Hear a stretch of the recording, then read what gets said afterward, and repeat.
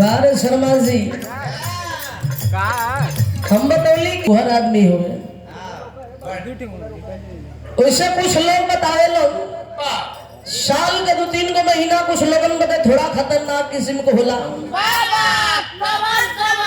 अब जैसे ही ना लोगन के मतलब से हाथ हो तो कहीं में इतनी करी दुर्गति हो गई। भैया का कलर बदल गया। इनकर कलर तो के ढेर फुहर लगत हो। अरे जब गोविंदा हीरो ले लगत हूँ कि दही जन के सुनना जन खा लिए बहादुर भैया। हाँ इनकर कलर तो इतनी नीक है अनहार अभी तनी लाइट वाइट जलत इनकर मुंह कायदे से देख ला लो। अब बिहने जस कड़ेर धूप होखी काहे न बुझाला कि अलकतरा में 3 चमके लागे लो। लेकिन कबो कबो हमन के जिंदगी बड़ा शासक में होले।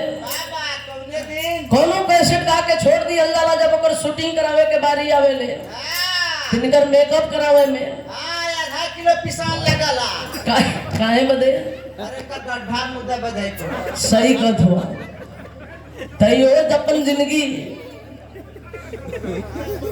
कबो कबो बड़ा शासक में डाले लो। कहल गई सावन के महीना औरतन खातिर फागुन के महीना है मर्दन लोग खातिर ताती कहीं कुकुरन बदे ई तो से कुतवन से कुछ लेवे ला देके है बाबा वही कुतवन का बेचारा ये महाप्रधान है महाप्रधान। अच्छा ये कहो पिछली पंचवर्षी में जितल के हरला अरे पिछली में हार गई लड़की वो का है इनके गांव का 3 छे कुतिया वोट ना दे। वैसे ही ना लोग के गांव को कुतिया काफी समझदार हो गई है सब।